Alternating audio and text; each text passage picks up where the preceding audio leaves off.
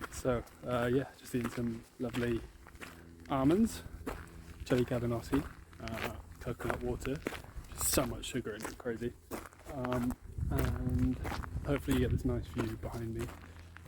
We'll see. And yeah, that was nice. Still heading towards that big monument. Hopefully I'll walk around it, get some video of it, and then yeah, try and make it back to Hebden Bridge train station before that fella goes beyond the horizon. So yeah, I guess as ever, I've just been talking about like what I want to do on YouTube, whilst sort of at the same time actually doing it, but still mostly just talking about what I'm going to do. So yeah, God, zombie so long, it's kind of horrible. It makes everything horrible. I mean, you know, yeah, the people in far worse situations, but yeah, not good. Anyway, this is lovely, so this is good. I'm happy, even as a zombie. I'm happy here. This view. Still, okay, got it. I don't know how people hold the camera for so long. It makes your arm ache so much.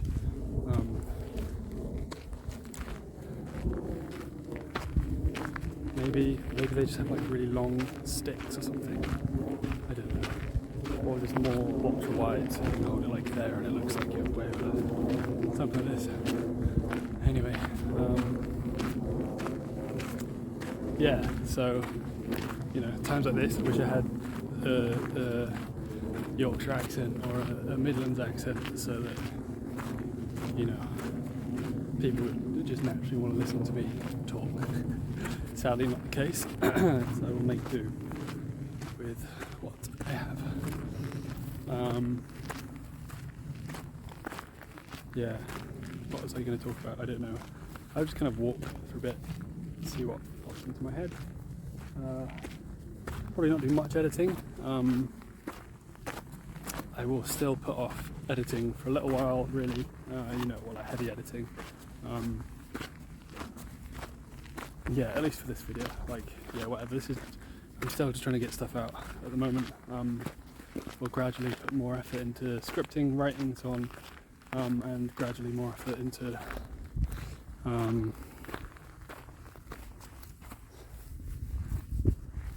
editing, videography, cinematography, so on.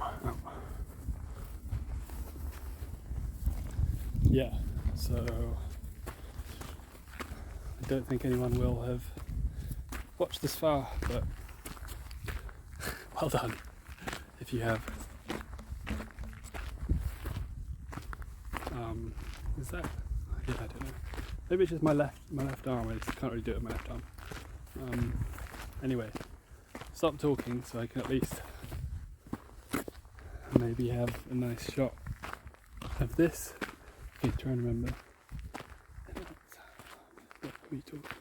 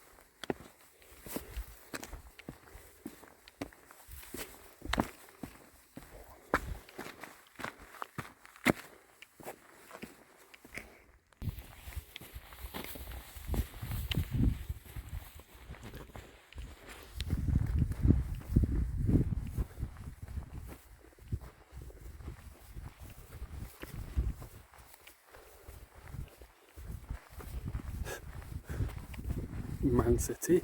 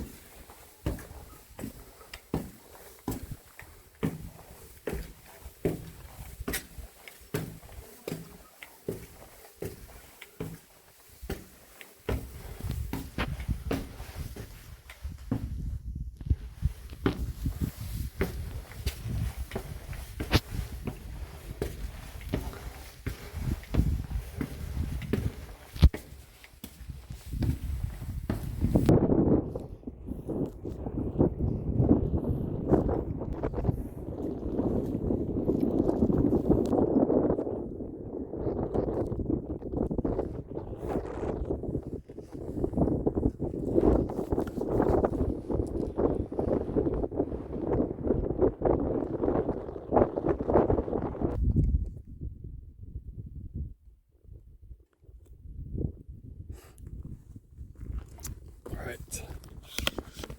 So, just realised that this stick goes about twice as long as I've been doing previously. So, yeah, maybe I don't need to use the wide angle at all, and I can go back to 60 FPS. I will try that next time. So yeah, hopefully you can see the big monument in the background of Stoodley Pike. I am now in a race against the sun. I mean, it doesn't matter that much if it's dark. It seems like it's fairly easy route back. However, yeah, not necessarily. If it gets all woody down there like that, and I'm going through that, then that's where it can get difficult, especially if the compass on my phone stops working, or signal goes and then the map unloads because I'm using a free version of All Trails. You can't use offline maps, in which case I will then be screwed, but it's not going to happen, so it's fine. But anyway, some excitement for the video. I've got a race to the sun, yay! Got about 2 hours, 2 hours to get back. So yeah, I don't know, random thing. Recently started reading The Fountainhead by Ayn Rand. Don't be put off by the stigma against Ayn Rand. It's actually a really good book so far. Yeah, so it's about, I won't give much away. I'm only about 100 pages in out of like 700 and something page book. It's a very long book. Don't be put off by that. It's about architects, and well, thus far anyway, I think you can probably tell where it's going to go. But yeah, thus far it's basically about one architect in training, I suppose, who, I see people walking in my direction. That's scary. I think I'm gonna put you away now. Give you a final panorama of this before I go into those woods over there, and then I will talk to you more, perhaps, about Ayn Rand. Maybe I'll try and think about something interesting to say rather than just giving a rundown of what it is. Okay, goodbye.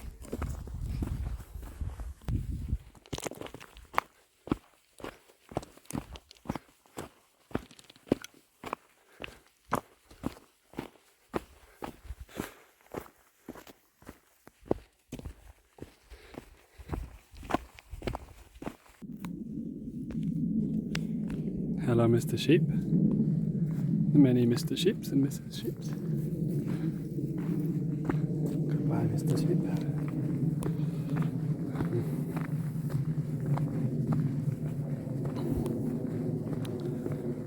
Yeah, it's getting a bit more farmy, a bit more,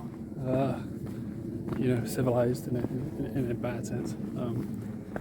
More people, more traffic, so probably going to not do the vlog stick so much. Still going to hold you in my hand and make you not have to look at me, which is good. Kneeling down and eating, that's impressive. I wonder why it's doing that. Maybe it's got a bad hoof. Anyway, getting to a crossroads. But yeah, Fountainhead, read it. So one architect, young architect in training partly, and then gets older through the story, obviously. Who knows what beauty is in architecture, but the story generalizes to anything. He knows what beauty is. He wants to create beautiful buildings. He does not want to compromise, and to some extent I identify with that character. I think a lot of people do. I think a lot of people then begin to compromise. In some ways I think I have I? I don't know. Maybe, perhaps. I think in many ways I don't. Reading this. The difference is I'm a bit older now. However, it's maybe not too late. My problem has always been not putting in enough effort. Right. Yeah. So my problem has always been not putting in enough effort. I still feel like, despite my older age now, putting in more effort, I'm less depressed, and so that makes it a lot easier. Despite being lonely, as I've already said. Anyway, Fountainhead makes me want to, try a lot down my own path within academia and elsewhere. Even though my supervisor, other people are like, "Oh no, but that's not how science is done. It's done incrementally. You need something that has traction, not these grand ideas." But then,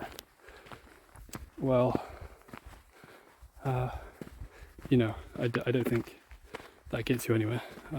Right, hang on, let me...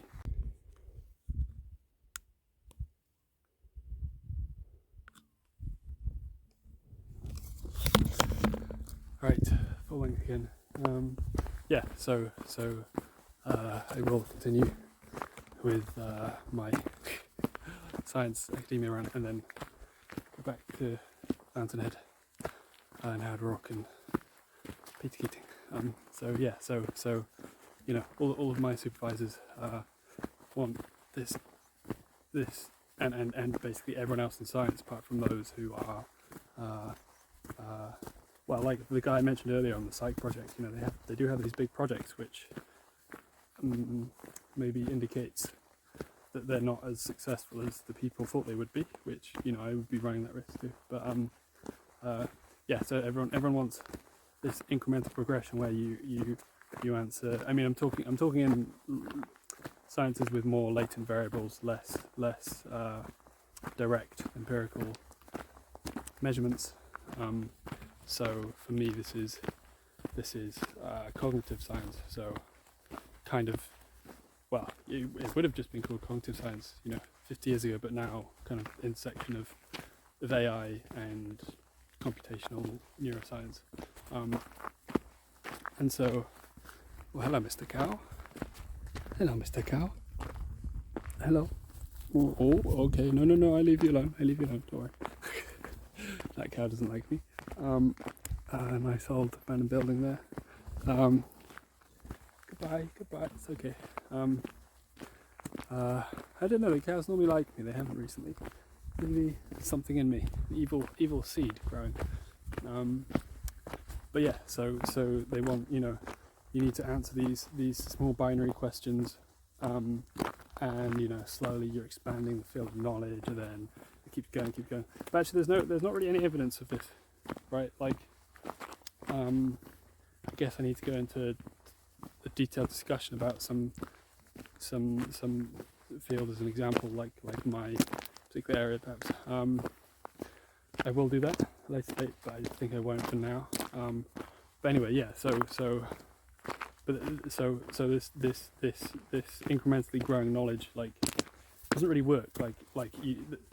There's essentially, I mean, infinity doesn't make sense. There is no such thing as infinity, but there is practically infinite knowledge to be had, and knowing whether this piece of grass of some kind combusts in under 10 microseconds in the middle of the sun or not. It's not, you could find that out, but it doesn't mean that it's a useful question or an interesting question in any way. And the same is true of science generally, because that would still be science technically. And right, I think someone's coming, might put you away, and then try to continue.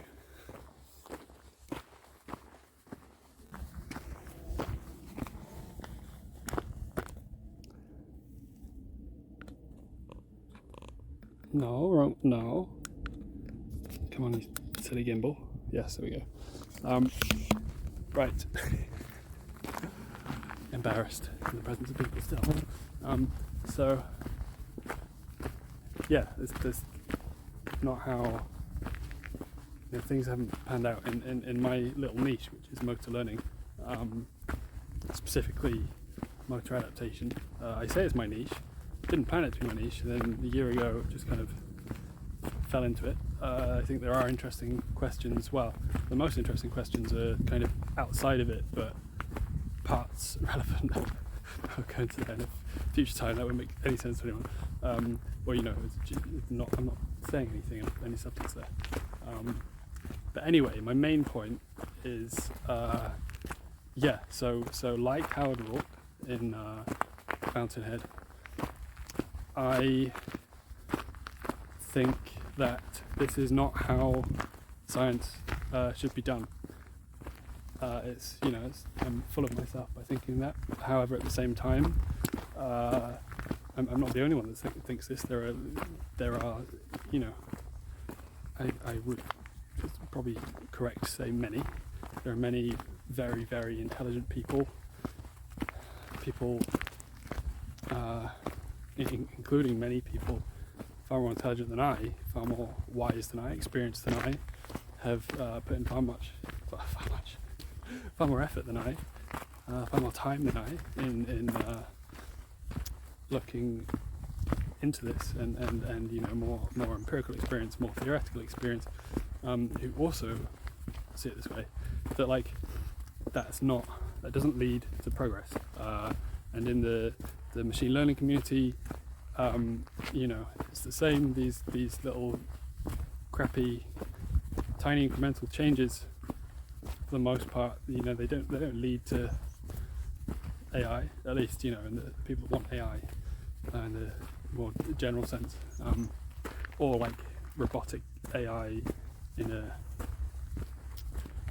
more meaningful way, not necessarily like general AI. So that's the same problem. I assume it's the same problem in all areas of science, but those are the two I know most about. Not that I'm an expert in either, of course. So my, I have these grand ideas, which, to be fair, I do struggle to flesh out and make compelling arguments for. So it's very good, obviously, that people push back, because I do need to be able to make compelling arguments. I just need to check that this is the right way. So I think people like Stephen Wolfram with Wolfram Alpha and so on. This guy I was saying before with the Psych project. Jeff Hawkins with his thousand brain theory and everything that goes along with that.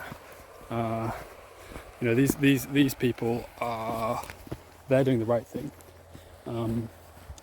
I think it shows in that they each have some degree of commercial success. I think perhaps their ultimate goals, each of I mean, whether it's like general AI or otherwise, yeah, regardless of that, I think perhaps they're not going to achieve, at least in their lifetimes, these projects aren't going to achieve what they want to with them, or however you say that. However, they're doing the right thing, and that's what people should do, especially if you can make it a commercial success, so you can eat whilst doing it right. Perfect. And yeah, so this is what people should do. And yeah, there's also in the book, a strong anti-socialist sentiment, anti kind of group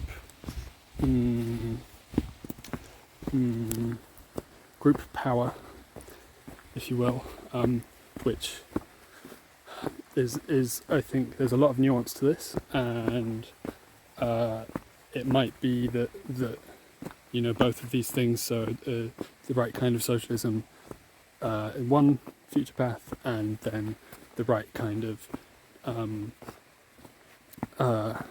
completely free market system, capitalist system, but emphasis on the free market, like libertarian without all the stigma that can be attached to that word. Both of these might ultimately lead to good societies. However, I'm skeptical that the group power socialist way works. I think, with maybe in the future I'll make an episode about that. But for now, I think you don't need to read Ayn Rand in that way. You can if you want. I think it's a point that people, especially people growing up, I wish when I was a teenager I read books.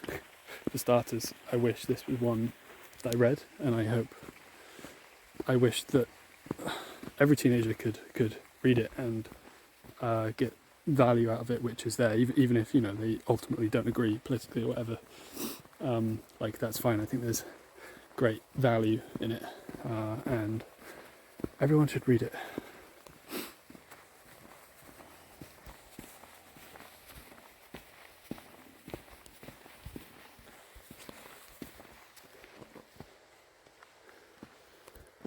Yeah, so thinking more about the point that I mentioned earlier, so perhaps that's what I can do here is essentially, problem isn't then no one will want to watch it, but maybe I make another one of those like annoying, I'm a PhD student, listen to what I think about things, and like the daily life of PhD student, maybe I can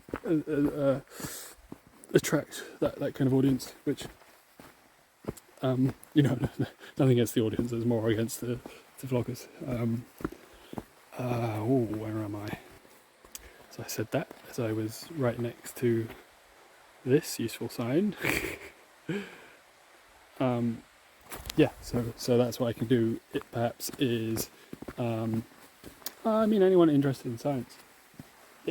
If I was a good writer and vlogger, then that would appeal to many, many, many people, but I'm just not that good yet.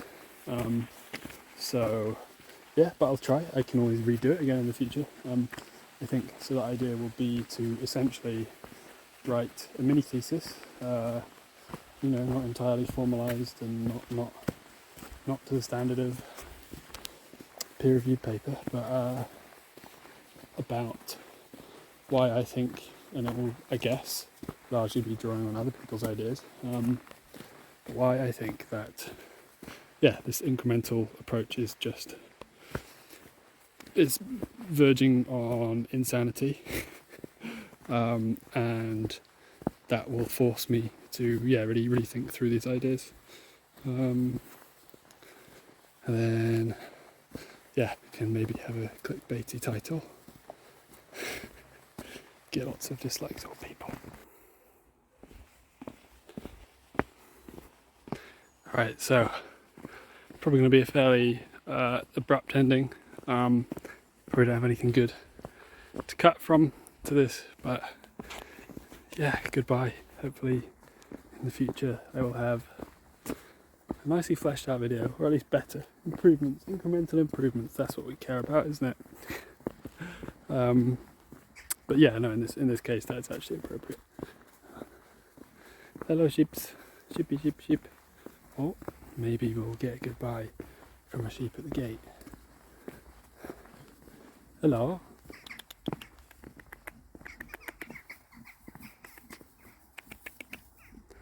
Goodbye. Oh, that is an angry sheep. Or it's got cold or something. Hello, sheep. Hello.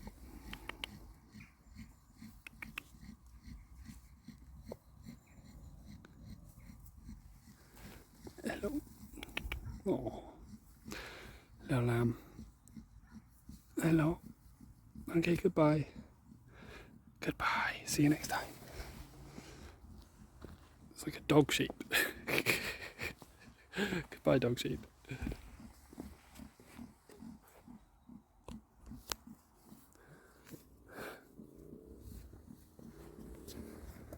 Right, so, I was just saying hello to this horse, and now he's decided to go away. Maybe he wants some grass from here. It doesn't look like very nice grass on this side, if I'm honest, but you can have some if you want it. Do you want it? Watch out for the barbed wire. Yeah, there you go. You can have all the barbed wire. And no more strokes. Okay, goodbye. Another cool gnarly tree.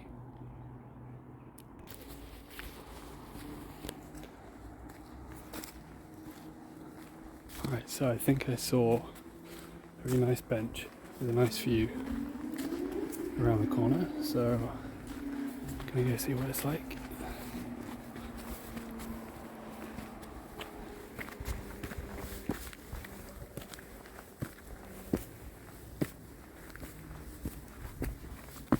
Oh, bright sun, Jesus.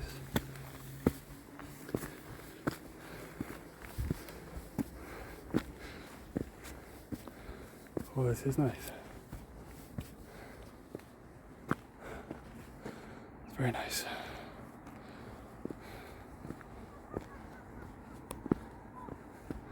So this is Hebden Bridge. Supposedly the Switzerland of Yorkshire, they say. It's a very nice area, to be honest. Lots of nice walks. I think next time, I'm not exactly sure where. I think maybe somewhere over there, like past the forest where you probably can't see, but I'm not 100% sure. It's a really nice walk that side. So today, the Hebden Bridge in the valley down there, train station over there, and I did all of this side. It's about a 12-mile walk. Yeah, cool place. About 45 minutes on the train from Leeds, so easy to get to. With then travel either side, but that's fine. Yeah, a nice hillside view to eat some food before getting the train.